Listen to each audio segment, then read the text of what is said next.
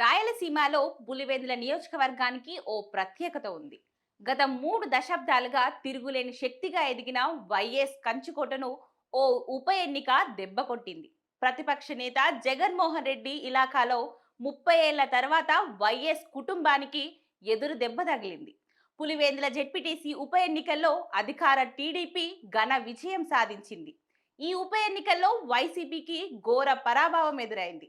YS Jaganmohan Reddy సొంత నియోజకవర్గంలో తొలిసారి టీడీపీ ఘన విజయం సాధించింది. ఫలితాలలో టీడీపీ అభ్యర్థి లతారెడ్డి ఘన విజయం సాధించారు. ఆమె 6035 ఓట్ల మెజారిటీతో గెలిచారు.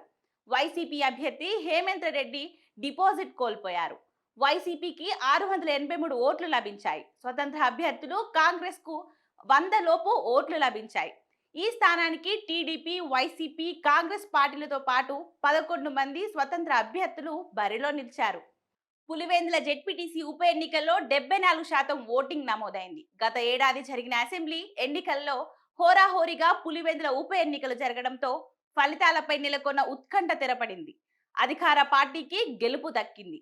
దీంతో పులివెందులలో జరిగిన జెడ్పీటీసీ బైపోల్ పై ఇప్పుడు రాష్ట్ర వ్యాప్తంగా చర్చనీయాంశంగా మారింది. దశాబ్దాలుగా వైఎస్ఆర్ కుటుంబం ఆధిపత్యంలో ఉన్న పులివెందుల నియోజకవర్గంలో వైసీపీ ఘోర పరాజయాన్ని చవిచూసింది. అయితే అంతేకాకుండా వైసీపీ అభ్యర్థి హేమంత్ రెడ్డి డిపాజిట్ కూడా కోల్పోవడం గమనార్హం. వైసీపీ అధినేత వైఎస్ జగన్మోహన్ రెడ్డి సొంత నియోజకవర్గంలో టీడీపీ జెండా ఎగరవేయడం రాజకీయంగా ఒక సంచలన మార్పుగా విశ్లేషకులకు భావిస్తున్నారు.